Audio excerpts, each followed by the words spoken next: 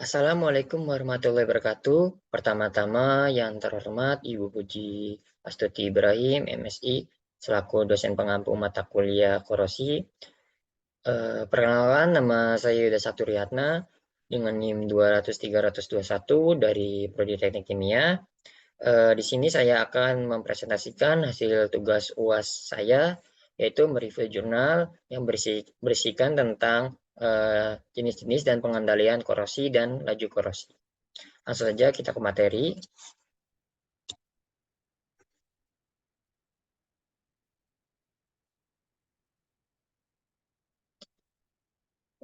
Di sini ada objektif atau poin-poin yang bakal disampaikan pada presentasi kali ini, yaitu ada poin pertama yaitu latar belakang, dilanjut ke poin kedua yaitu pengertian. Di pengertian ini akan membahas tentang pengertian dari korosi itu sendiri, terus macam-macam jenis korosi, lalu laju korosi. Di poin ketiga, di pembahasan ini bakal membahas tentang isi dari jurnal 1 dan jurnal 2 yang sudah saya ambil. Terus lanjut ke poin keempat, yaitu poin kesimpulan. Di kesimpulan ini berisikan tentang analisa saya tentang pembahasan pada jurnal 1 dan jurnal 2. Selanjutnya, latar belakang. Korosi merupakan kejadian rusaknya lapisan logam akibat pengaruh lingkungan secara alami. Korosi terjadi pada logam karena adanya aliran arus listrik dari satu bagian ke bagian yang lain di permukaan logam. Yang mengalir pada logam akan menghilangnya metal, di mana arus dilepaskan di lingkungan oksidasi atau reaksi anoda. Untuk itu diperlukan proteksi untuk menghindari terjadinya korosi tersebut. Korosi ini merupakan masalah umum yang dapat terjadi pada berbagai objek logam, mulai dari kendaraan, bangunan, pipa, peralatan elektronik, hingga peralatan industri. Kerugian akibat korosi yang sangat besar, baik dari segi finansial maupun keselamatan.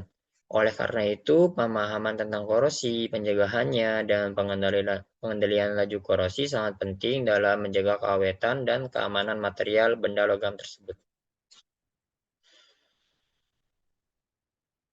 Selanjutnya, poin kedua yaitu pengertian. Korosi adalah penurunan mutu material yang umumnya terjadi pada logam. Secara umum, korosi disebabkan oleh reaksi material dengan lingkungan di sekitarnya. Dalam kehidupan sehari-hari, sering kita jumpai penggunaan istilah korosi yang disamaartikan dengan karat. Dua kata ini sebenarnya tidak sama. Karat adalah istilah korosi yang lebih dikhususkan untuk logam besi atau Fe. Sedangkan istilah korosi seharusnya dimaksudkan dengan cakupan yang lebih luas dan secara umum untuk material baik besi maupun selain besi. Adapun jenis-jenis korosi yang begitu beragam antara lain uniform corrosion, galvanic corrosion, selective leaching corrosion, reverse corrosion, pitting corrosion, intergranular corrosion, stress corrosion cracking, dan erosion corrosion. Di sini ada macam-macam jenis korosi yang bakal saya bahas, yaitu pertama ada uniform corrosion. Korosi merata atau uniform corrosion merupakan bentuk korosi yang paling lazim terjadi. Korosi yang muncul terlihat merata pada seluruh permukaan logam dengan intensitas yang sama. Salah satu contohnya adalah efek dari korosi atmosfer pada permukaan logam. Korosi merata terjadi apabila seluruh bagian logam memiliki komposisi yang sama. Korosi jenis ini biasanya dapat diatasi dengan cara mengcoating permukaan logam. Bisa dilihat pada gambar di samping, terlihat bahwasannya ada pipa yang memang sudah terkorosi. Nah, ini adalah jenis korosi uniform corrosion pada bagian atas. Seiring berjalannya waktu, korosi itu uniform corrosion itu bakal mengikis bagian-bagian lain yang belum terkorosi. Jadi dia bakal ke arah ke bawah.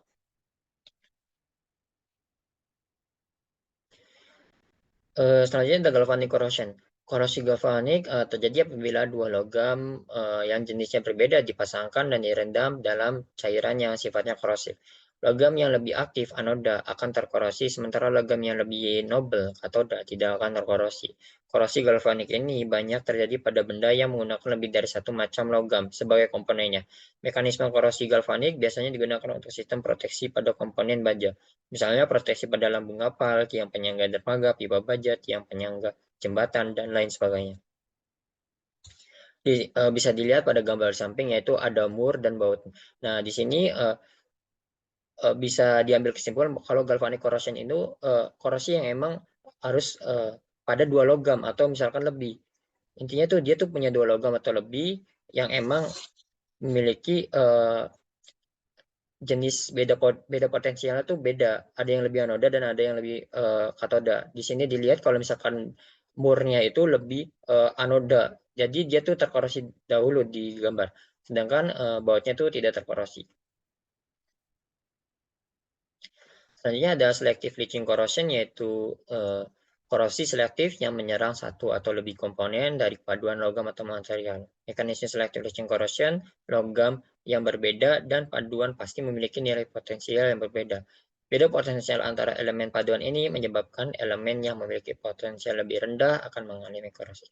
Jadi bisa lihat di gambar, pada intinya tuh selective leaching corrosion itu korosi yang emang menyerang baja-baja paduan atau logam-logam paduan.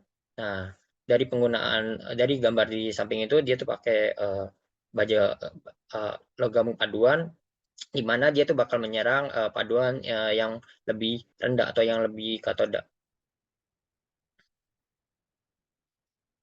Di sini ada crevice corrosion, korosi celah, merupakan korosi yang terkonsentrasi pada daerah tertentu. Korosi celah terjadi karena adanya larutan atau elektrolit yang terperangkap di dalam celah atau lubang. Misalnya pada sambungan dua permukaan logam yang sejenis, permukaan logam yang retak. Baut dan tepal. Elektrolit yang terperangkap pada lubang akan menimbulkan beda konsentrasi oksigen, sehingga terbentuknya sel korosi. Bisa dilihat pada gambar juga, bahwasanya di celah-celah ini, di pipa kuning nih, antara sambungan ini terdapat korosi. Nah, itu namanya crevice corrosion. Dia menyerang celah-celah korosi. Celah-celah korosi, celah-celah sambungan pipa biasanya. Selanjutnya ada pitting corrosion atau korosi sumuran. Pitting corrosion merupakan korosi yang muncul dan terkonsentrasi pada daerah tertentu. Bentuk korosi ini biasanya disebabkan oleh klorida. Mekanisme terbentuk korosi sumuran sama dengan korosi celah. Hanya saja korosi sumuran ukurannya lebih kecil jika dibandingkan dengan korosi celah, karena jaraknya yang saling berdekatan satu sama lain. Korosi sumuran akan mengakibatkan permukaan logam menjadi kasar. Korosi sumuran terjadi karena komposisi material yang tidak homogen, rusaknya lapisan pelindung, adanya endapan di permukaan material, serta adanya bagian yang cacat pada material. Bisa dilihat di gambar, yaitu pada gambar ini terjadi korosi pitting corrosion atau korosi sumuran. Korosi sumuran itu menyerang bagian dalam, dia tuh nusuk. Nah, terus dia tuh permukaannya kasar. Oke. Lanjut ke intergranular corrosion atau korosi antar butir, merupakan korosi yang terjadi pada grain boundary sebuah logam atau alloy. Korosi tipe ini biasanya disebabkan karena adanya impurities atau pengatur pada batas butir dan terjadi secara lokal di sepanjang batas butir pada logam paduan. Gambar di samping menunjukkan sebuah logam yang terkorosi pada bagian yang terkena panas. Ini merupakan tipikal dari korosi antar butir. Korosi tipe ini dapat dihilangkan dengan menggunakan stainless steel 321 atau 347, atau dengan menggunakan stainless steel yang di tingkat karbonnya rendah 304 atau 316. Bisa lihat di gambar, itu merupakan intergranular corrosion. Selanjutnya ada erosion corrosion, yaitu korosi erosi merupakan gabungan dari kerusakan elektrokimia dan kecepatan fluida yang tinggi pada permukaan logam. Korosi erosi dapat pula terjadi karena adanya aliran fluida yang sangat tinggi melewati benda yang diam atau statis, atau bisa juga terjadi karena sebuah objek bergerak cepat di dalam fluida yang diam. Misalnya baling-baling kapal laut. Bagian permukaan logam yang terkena korosi biasanya relatif lebih bersih jika dibandingkan dengan permukaan logam yang terkena korosi jenis lain. Erosi korosi dapat dikendalikan dengan menggunakan material yang terbuat dari logam yang keras, merubah kecepatan alir fluida atau merubah arah aliran fluida. Bisa dilihat itu pada gambar ini terjadi erosi corrosion. Terlihat jelas kalau erosi corrosion ini dia tuh tampaknya bersih daripada korosi-korosi lainnya, karena korosi ini diakibatkan oleh kecepatan fluida atau ya diakibatkan oleh fluida.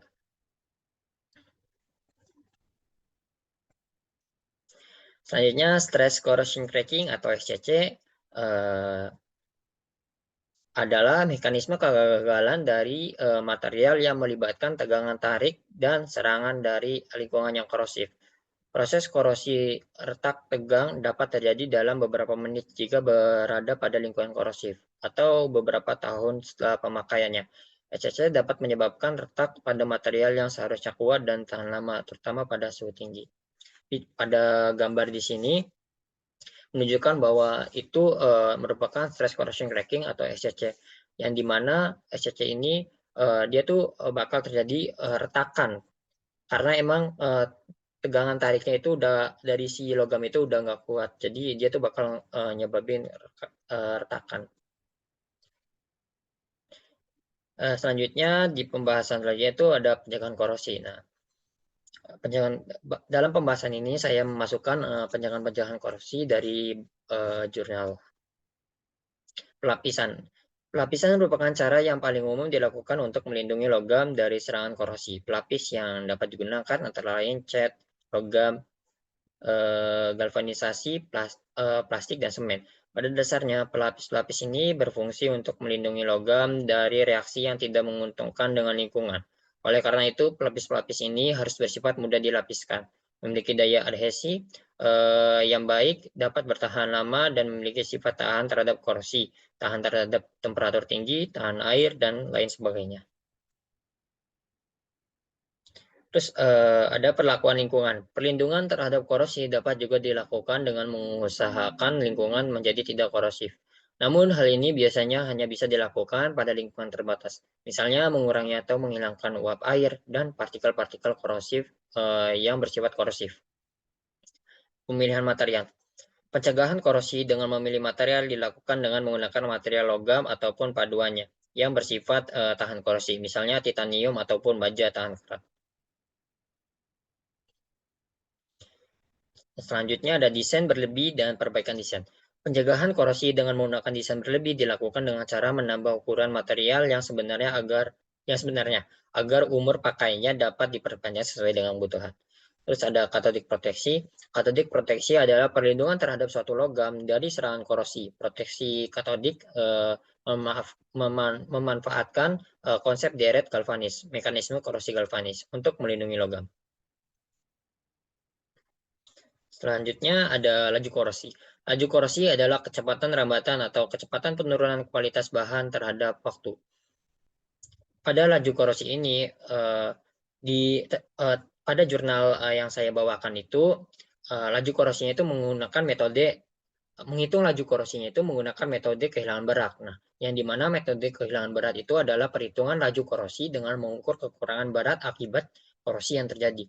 Metode ini menggunakan jangka waktu penelitian hingga mendapatkan jumlah kehilangan akibat korosi yang terjadi. Bisa dilihat pada sebelah kanan itu ada rumusnya. Itu dari CR sendiri itu di mana corrosion rate. Dia satuannya itu mili per year atau mili per year. Terus ada W, yaitu weight loss atau berat yang hilang. Berat yang hilang dapat dicari dengan menghitung berat dari awal logamnya, lalu dikurangi dengan berat akhir dari logamnya. Akhir logam tuh maksudnya logam yang emang udah terjadinya korosi. Nanti dapat nilai dari W. Selanjutnya K, konstanta faktor. Terus selanjutnya ada densitas spesimen, satuannya gram per centimeter kubik. Terus ada surface area atau A, satuannya centimeter persegi. Terus ada terakhir yaitu T atau export time, satuannya jam. Lanjut kita ke poin ketiga yaitu pembahasan. Di pembahasan ini saya akan membahas tentang jurnal 1 dan jurnal 2.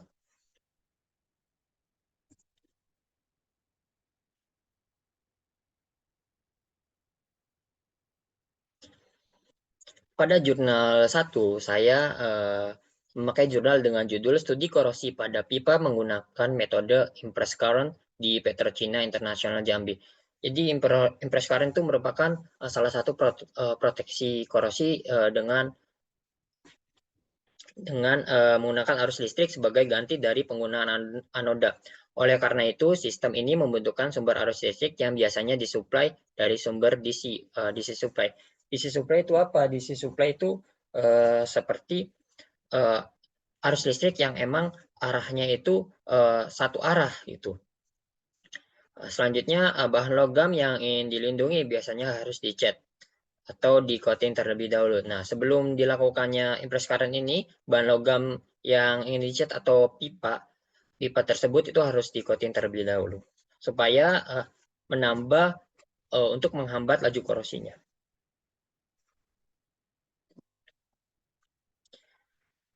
Terus tadi sistem ini juga membutuhkan perawatan dan pengawasan secara berkala dan terus-menerus untuk memastikan sistem ini bisa digunakan untuk masa waktu yang sangat lama. Jadi ya sistem impress current ini bisa dipakai buat jangka waktu yang lama. Biasanya sistem ini digunakan pada topside platform atau pipeline yang ditaruh di atas tanah atau onshore. Metode impress current atau arus paksa yang digunakan di Petrochina menggunakan rectifier, yaitu pengubah arus AC menjadi DC. Nah, arus AC itu apa? Arus yang emang arahnya bolak-balik, arus listrik yang arahnya bolak-balik. Jadi rectifier itu kegunaannya itu untuk mengubah arus yang bolak-balik menjadi arus yang searah. Kenapa sih penggunaan impress current itu harus arus yang searah? Karena arus yang searah ini berguna untuk menyalurkan atau mengirim elektron ke pipa-pipanya. Karena kalau misalnya arus balik itu dia tuh pipa-pipanya tidak terkena atau tidak menerima elektron gitu. Keluaran dari rectifier dapat diatur selama beberapa waktu pada saat sistem online. Anoda atau ground bed yang digunakan adalah anoda sistem silikon. Jadi anodanya itu sistem silikon yang kandungan besinya sangat tinggi, sehingga sistem ini dapat digunakan pada waktu yang lama. Metode impress current ini biasanya digunakan pada lingkungan yang memiliki resistivitas yang tinggi dan tersedianya power listrik. Keuntungan digunakannya metode impress current yaitu level dari proteksi dapat diatur, arus yang digunakan tinggi, area proteksi yang luas, dapat memproteksi struktur yang tidak di-coating dengan baik. Sementara itu, terdapat beberapa kerugian apabila menggunakan metode ini. Yang pertama itu kemungkinan terjadinya intervensi yang sangat besar, terus perlu perawatan yang baik, kemungkinan terjadinya overprotection sangat besar. Jadi kemungkinan terjadinya overprotection yang sangat besar itu juga dapat merusak dari coating yang emang sebelumnya udah dilakukan pada pipa. Itu dampaknya dari overprotection. Selanjutnya adanya biaya untuk menjalankan energi eksternal. Proteksi katodik ini banyak digunakan pada industri-industri, terutama pada pipa-pipa yang peranannya sangat penting dalam produksi. Namun proteksi katodik pada pipa-pipa ini akan mungkin digunakan. Jadi ya pada intinya proteksi katodik dengan metode impress current ini sangat bagus untuk pipa-pipa. Cuman ya dilihat dari perusahaan juga bakal lihat dari secara ekonominya gitu.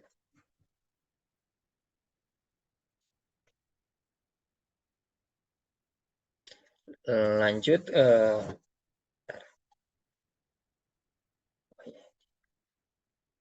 ke jurnal 2.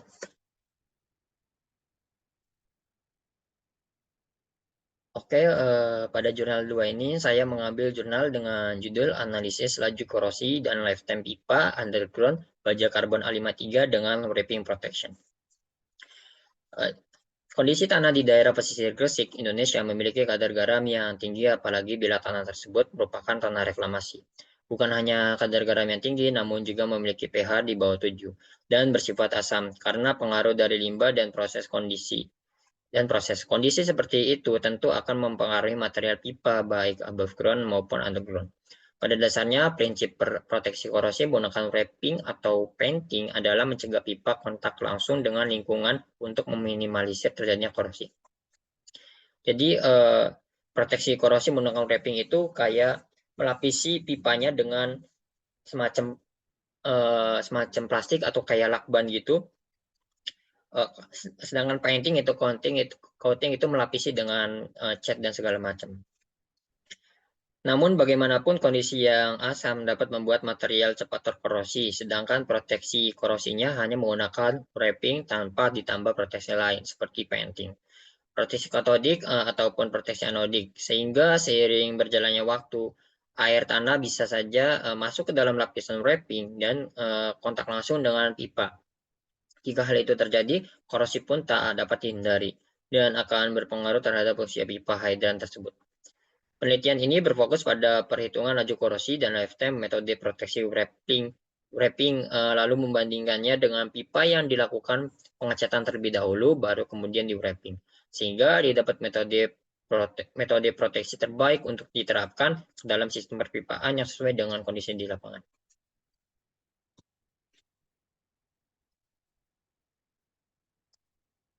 Di sini saya akan menjelaskan mekanisme dari jurnal ini atau penelitian ini, yaitu pada awalnya spesimen yang berbentuk pipa NPS 1,5 inch dipotong dengan panjang 50 mm.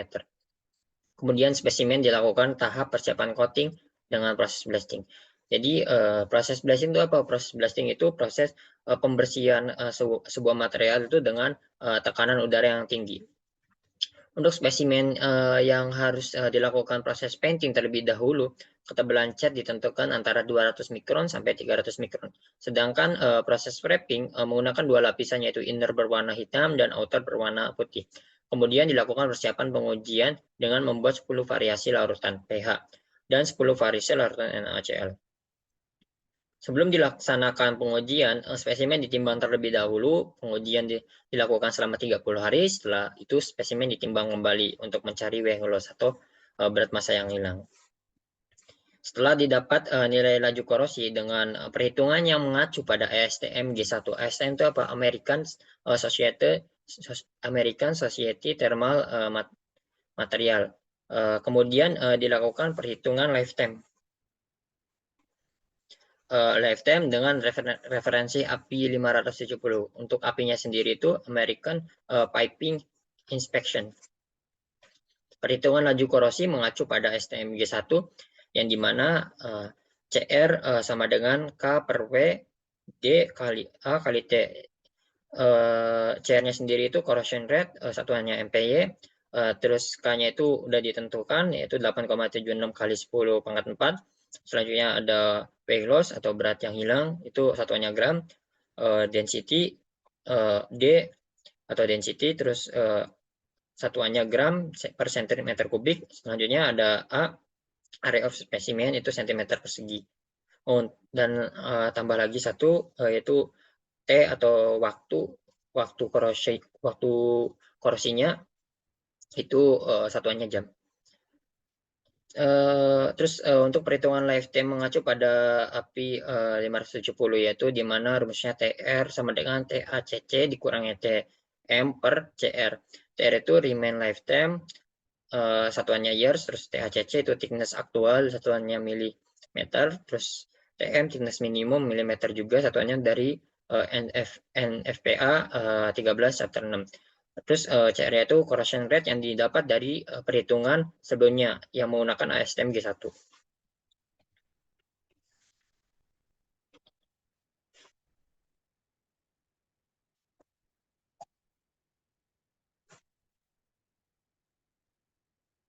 Selanjutnya pada poin terakhir, yaitu poin kesimpulan. Kesimpulan pada jurnal pertama, yaitu di PT Petrochina International dalam mengatasi korosi pada pipa, baik itu uniform corrosion, crevice corrosion, erosi corrosion, pitting corrosion, dan korosi lainnya yang dapat timbul pada pipa. Mengatasi masalah korosi tersebut dengan impress current, yaitu menyalurkan elektron ke pipa menggunakan arus listrik sebagai pengganti dari penggunaan anoda. Kesimpulannya didapat yaitu penggunaan impress current ini sangat efektif dalam mengatasi korosi pada pipa, walaupun memang dari segi ekonomi lumayan tinggi karena membutuhkan arus listrik yang memang harus selalu berjalan atau menyala. Pada kesimpulan jurnal kedua di sini, pada jurnal kali ini berfokus pada perhitungan laju korosi dan lifetime, metode proteksi wrapping, lalu membandingkannya dengan pipa yang dilakukan pengecatan terlebih dahulu baru kemudian di wrapping. yang dimana pada daerah tersebut atau daerah dilakukannya riset penelitian, Gresik memiliki kadar garam yang tinggi dan memiliki pH di bawah 7 yang bersifat asam, yang dimana dilakukannya proteksi korosi menggunakan wrapping ataupun painting yang bertujuan mencegah pipa kontak langsung dengan lingkungan untuk meminimalisir terjadinya korosi. Perhitungan laju korosi menggunakan STMG1 dan perhitungan lifetime menggunakan API 570.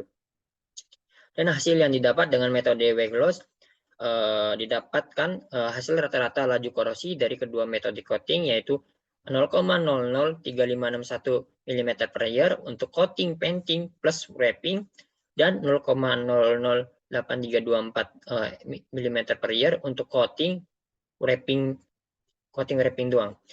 Dengan begitu dapat disimpulkan bahwa laju korosi untuk coating painting plus wrapping itu jauh lebih kecil dibandingkan dengan coating wrapping. Terus ada tambahan dapat saya simpulkan kalau misalkan pada kesimpulan jurnal ini semakin banyak proteksi korosi itu semakin dapat menghambat laju dari korosi. Tetapi emang semakin banyak biaya yang harus dibutuhkan untuk memproteksi korosi ini.